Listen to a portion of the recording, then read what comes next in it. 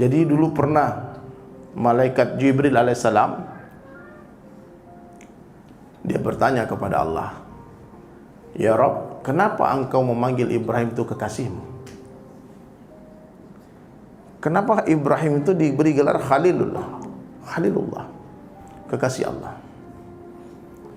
Maka diperintahkanlah Jibril alaihissalam turun menemui Nabi Ibrahim alaihissalam, menjelma seperti seorang laki-laki tua. Nabi Ibrahim itu waktu mudanya kaya, punya hewan ternak itu, kambing itu 2 bukit kambingnya, ribuan ekor kambingnya. Dan dia hampir semua nabi itu kerjanya itu mengembalakan kambing.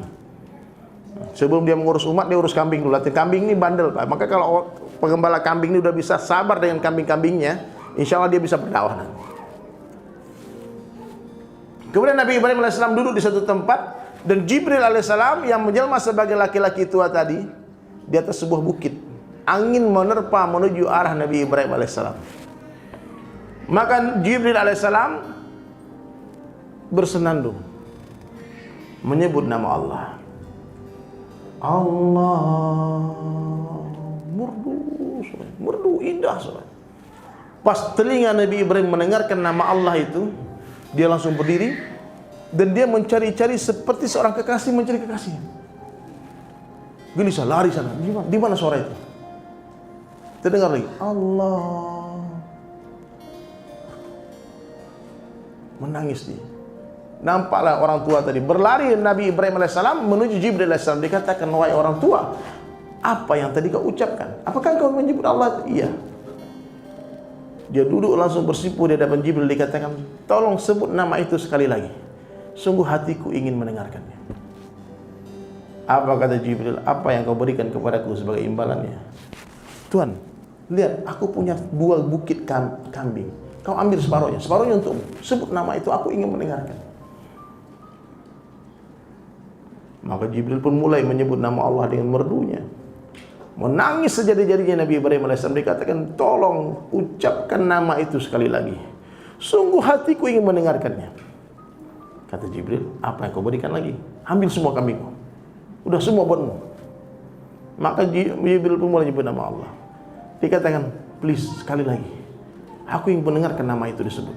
Sungguh hatiku ingin mendengarkan nama itu. Kau sudah tidak punya kambing." Dikatakan, "Jadikan aku budakmu. Aku akan berkhidmat untukmu untuk mengembalakan kambing-kambing itu." Langsung Jibril alaihissalam pun mengatakan, "Pantas Allah katakan dia Khalil, kekasih Allah." Jadi seorang kekasih itu, dia suka mendengar nama kekasihnya disebut. Dia suka menyebut-nyebut nama kekasihnya. Orang yang pernah jatuh cinta pasti paham akan perkara ini. Saya ingat pertama kali saya jatuh cinta, di kampung saya dulu. Saya mulai remaja, saya jatuh cinta dengan seorang perempuan, tapi nggak jodoh. Subhanallah, itu saya tulis namanya tuh pernah ribuan kali saya tulis di buku nama dia. Kalau saya mau pergi sekolah, Bu, padahal sekolah saya di sana, rumah dia di sana, muter dulu lihat atap rumahnya udah bahagia saya.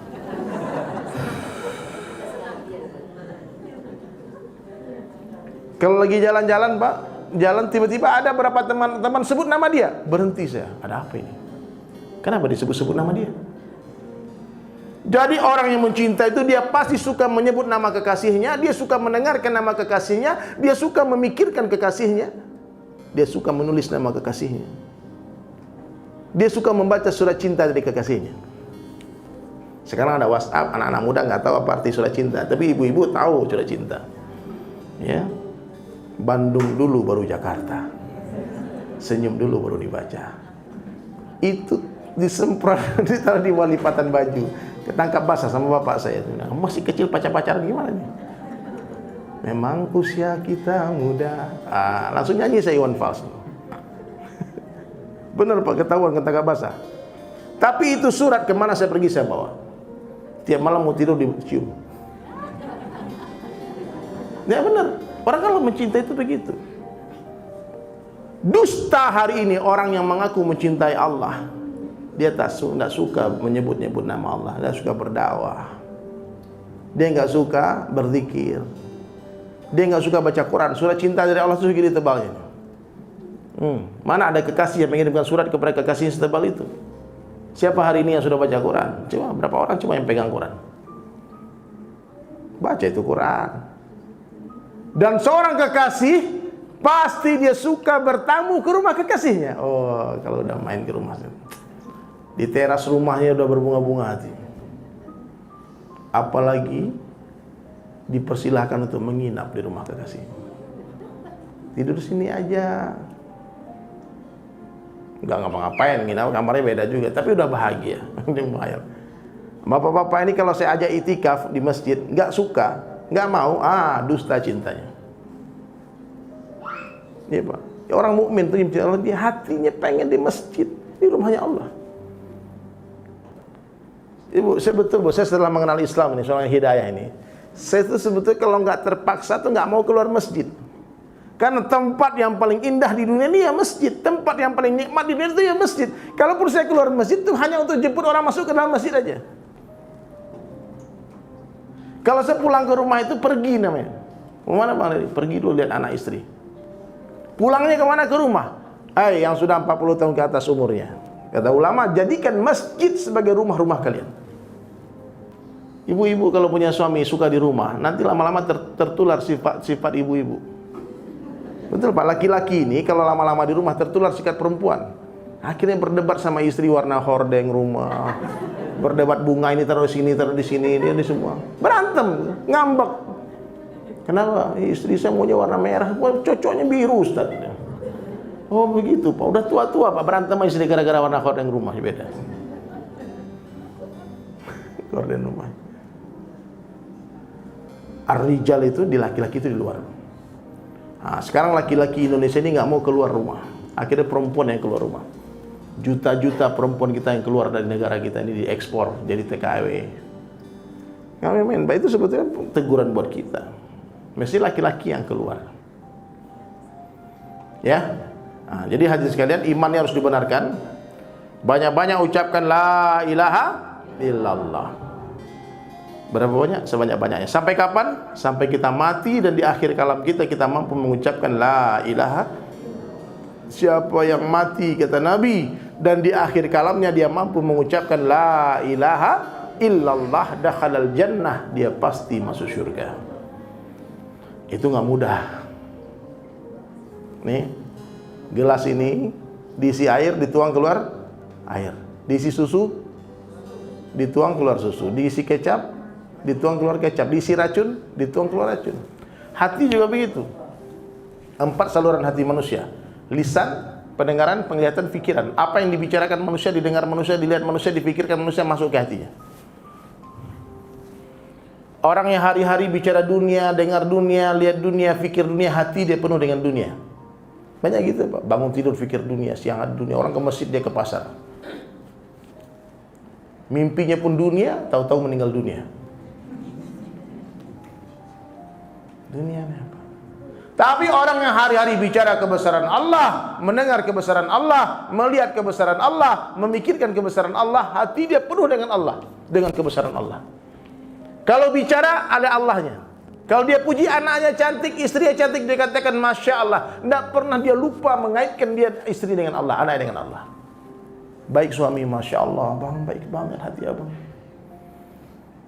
Dapat nikmat hadza min fadli Rabbi, alhamdulillah. Berjanji jangan katakan, Bu, besok ada pengajian loh.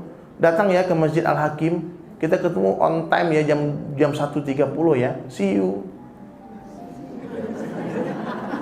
Bagus ngajak ke pengajian. Tapi Allah benci kalimat itu. Kenapa? Karena tidak ada insya Allahnya. Siapa yang menjamin kita hidup sampai besok pagi? Nggak ada. Maka ini tips penting nih. Mulai hari ini semua jamaah pengajian ini, apa nama majelisnya? Majelis Sabtu siang.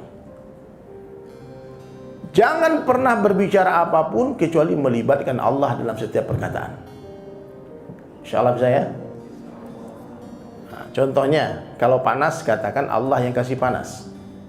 Kalau dingin katakan Allah yang kasih dingin. Kalau jumpa katakan Allah yang jumpakan kita. Dialah Allah yang kuasa, satu-satunya berkuasa menjumpakan orang yang berpisah dan memisahkan orang yang berjumpa. Hanya Allah yang berkuasa menjauhkan orang yang berdekatan dan mendekatkan orang yang berjauhan. Ya, hanya Allah yang berkuasa. Kita tidak duduk namun didudukkan oleh Allah. Kita tidak hidup namun dihidupkan oleh Allah. Kita tidak mati namun dimatikan oleh Allah. Jadi kita mudah mengenali orang mukmin itu dari mana? Dari cara dia berbicara. Orang-orang musyrik, orang-orang kafir tak pandai menyebut nama Allah. Paling top dia bilang Tuhan. Padahal tidak ada Tuhan, yang ada hanya Allah. La ilaha illallah.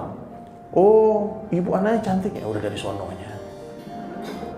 Apa susahnya bilang sudah dari Allah yang beri cantik? Dia yang maha cantik. Ini cipratan kecantikan dari akhirat ini, nggak ada apa-apanya. Gimana bu? Ya tergantungnya di atas. Apa susahnya bilang tergantung Allah? Paham bu? Insya Allah.